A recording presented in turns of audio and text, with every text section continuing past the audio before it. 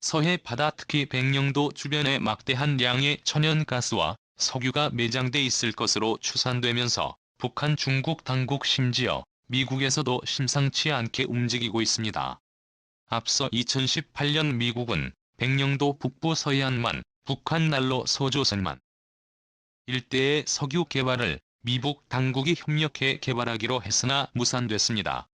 하지만 그보다 최근 더 남쪽인 백령도는 한국형인데 그동안 거리가 너무 멀 뿐 아니라 북한이 안보 위협이 심한 백령도의 지정학 특성상 석유 탐사 장비가 반입되기 힘들었으나 백령도에 공항이 생길 것으로 관측되면서 백령도 주변 광물 자원 탐지 및 전문 인력 투입이 점점 용이해질 것으로 관측되고 있습니다. 이러한 상황 가운데 석유 냄새를 맡은 중국 당국 측에서 한중 양국이 경계를 확정하지 않은 우리 측 수역에 석유 시추금을 불법으로 설치하고 나섰습니다. 국토전략기기 중국이 한국 바다에 석유 시추공을 꼽자 당장 철거하지 않으면 폭파시키겠다고 엄중 경고가 나와야 한다는 목소리가 높아지고 있습니다. 지난 3주 전 서해 바다에서 한미연합군이 항공모함을 동원한 해상공중훈련을 진행한 이후로 중국 당국이 서해에 우리나라 제2관구의 석유 시추공을 꼽았습니다. 나날이 높아져가는 석유와 천연가스를 채굴하기 위한 시설로서 서해 바다에는 이미 막대한 양의 석유가 나오고 있는 상황입니다. 중국 쪽의 바레맘과 북한 쪽의 서조선만 일대에서는 막대한 양의 석유가 채굴되면서 북한이 속만 깔고 있는 사이에 중국 당국이 모든 석유와 천연가스를 채굴해가며 서해의 알토란 같은 석유와 천연가스가 족족 중국에 의해 빨려나가는 상황입니다. 이러한 상황에서 아직 경기가 미확정된 우리 바다인 제2관 곧 수역바로 앞에 중국 측에서 이번엔 제대로 석유 시추공을 꽂고 있는 상황입니다. 우리가 여러 차례 항의를 했으나 완전히 무시하고 석유를 채굴해 가겠다는 겁니다. 때문에 일각에서는 즉각 철거하지 않으면 현무미사일을 동원해 폭격을 해야 한다는 목소리가 높아지고 있습니다. 군사적으로 나와야 한다는 이유는 이곳이 아직 경과 없는 잠정 수역 즉 우리의 바다로 볼 수 있을 뿐 아니라 중국은 석유 시추 장비를 군사시설 오프쇼어로 활용해 한미연합 당국의 군사활동 동태를 감시하고자 한다는 보고가 나오고 있기 때문입니다. 이러한 중국 측의 시설을 철거하지 않으면 각종 사드와 같은 군사장비 레이더를 동원해서 우리나라 산업시설이 밀집한 서해안, 평택 일대에 집중 공격을 가할 수 있어 매우 위협적인 상황이 연출될 수 있습니다.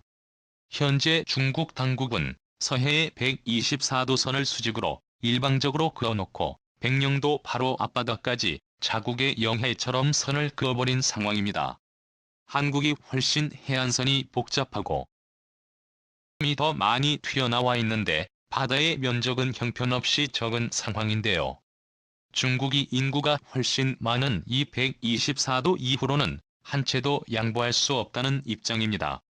124도 섬과 가까운 백령도에는 매일마다 중국 해군의 대형 군함이 등장해서 사실상의 무력 시위를 하고 돌아가는 사상 초유의 지경에 이르는 상황입니다.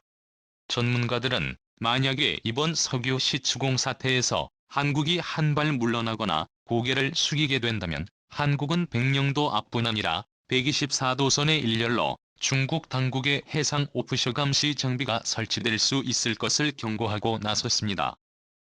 서해 바다는 수심이 깊지 않기 때문에 석유 시추공이라는 명목으로 124도선을 따라 일렬로 해상 말뚝을 박는 것이 가능하고 한국과 미국을 상시 감시할 수 있게 되는 상황이 만들어지고 있다는 건데요. 이미 제7관구 인근 동진하해에서는 중국 당국의 해상 석유 시추공이 너무 촘촘하게 박혀있어 선박들의 통행까지 불편한 수준으로 밀도 높게 설치돼 있는 상황입니다. 실제 중국 당국은 한국과 미국의 잠수함을 탐지하기 위해서 이 여도 근처에 5개 한중 잠정 조치 수역에 총 8개의 잠수함 탐지 장비로 의심받는 대형 부표를 설치해 국제적인 비난을 받은 적이 있습니다. 중국이 서해를 위협하는 상황에서 백령도 비행장 건설 사업이 주목받고 있습니다. 백령도 주변은 서해에서 가장 많은 석유와 천연가스가 매장돼 있을 것으로 추산되는 지역이지만 주변에 북한과 중국이 그어놓은 124도선으로 인해 쉽게 개발이 어려웠습니다. 아직까지 몇 큰 고인지도 번호도 매겨져 있지 않은 상황입니다. 그뿐 아니라 인천항에서 백령도까지 가려면 무려 4시간이나 소요돼 한국에서 가장 소외된 섬으로 불렸고 석유 탐지나 광물 자원 개발 등을 위한 전문 인력의 파견 역시 쉽지 않았습니다. 그럼에도 불구하고 백령도는 지정학적 위치 특성상 군사적으로 특별 관리되어 온 핵심적 안보 거점이었습니다. 그런데 최근 백령도의 비행장 건설 계획이 탄력을 받으면서 우린 2025년에는 착공을 하여 2017년에 운항이 가능하도록 시도하고 있습니다. 이렇게 되면 손쉽게 서해 바다, 그 중에서도 안보 위협에 노출이 심한 서해 최북서단 지역의 안보 환경이 크게 개선될 뿐 아니라 중국 당국의 불법 시추 장비나 한미 해군의 잠수함을 탐지하는 중국의 불법 투표 등의 설치 역시 효율적으로 감시할 수 있을 것으로 관측됩니다. 무엇보다 기대되는 점은 백령도 인근 서해안만에 있을 것으로 알려진 어마어마한 양의 천연가스와 석유 자원에 좀 더 쉽게 다가갈 수 있습니다. 그동안 백령도 주변 해역에는 막대한 양의 석유 자원이 있을 것으로 예상돼 북한 쪽 수역에서는 2018년부터는 미국과 북한 당국이 함께 공동 개발을 하기로 추진하였으나 급속한 북미 관계 냉각으로 잠시 중단된 상황입니다.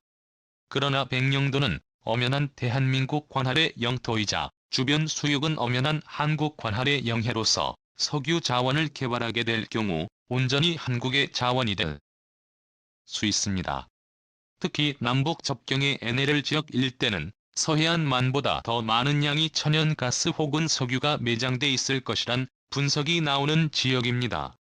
대해에서는 공룡 발자국 화석들이 쉽게 발견될 정도로 지질학적으로 석유와 천연가스가 발견되기 쉬울 뿐 아니라 항공위성 관측 장비로 천연자원 매장 규모를 알 수 있는 구소련의 탐지 장비로도 서해안 일대에 막대한 양의 석유가 매장돼 있다는 보고가 나오고 있는 상황입니다.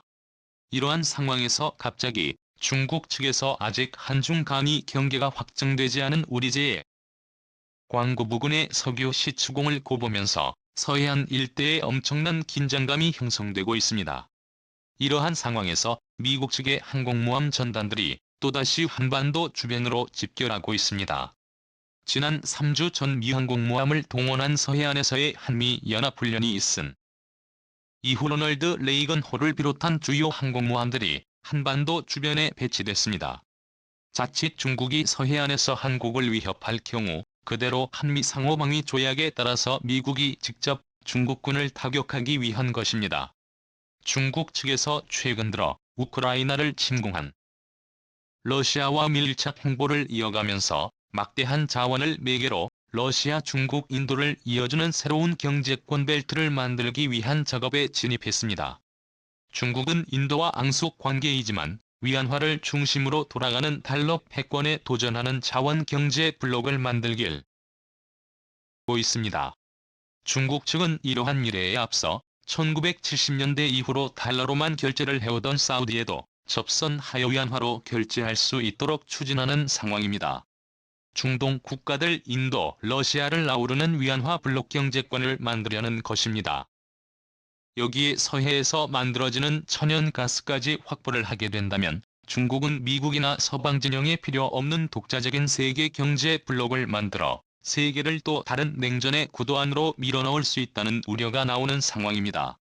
과연 한국은 제2의 걸프만 혹은 카스피해가 될지 모른다는 서해 바다의 천연자원을 온전히 우리 손으로 개발해내 자연 독립국의 꿈을 이뤄낼 수 있을까요?